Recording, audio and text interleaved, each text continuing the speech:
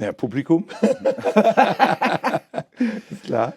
Nee, also, was nicht fehlen darf. Also, ja, ich sage mal so andersrum. Auf dem Festival muss eigentlich alles fehlen. Du musst da hinfahren, weil du so heiß bist, dahin zu fahren nach der Arbeit und dann, freitags mittags, juhu, Festival und vergisst alles einzupacken, Zahnbürste und Ja, so was. stimmt. Brauchst du sowieso alles nicht. Und dann musst du da improvisieren vor Ort, je nachdem, was man so darunter verstehen kann.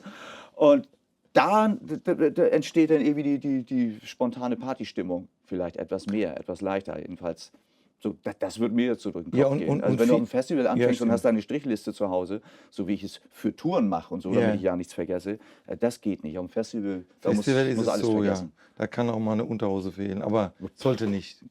Also schon besser, wenn man frisch riecht. Aber danach geht's, wenn du einmal kurz dort ankommst, ein paar Leute umarmt hast, dann bist du nicht mehr so frisch. Dann ist das, kannst vergessen. Also,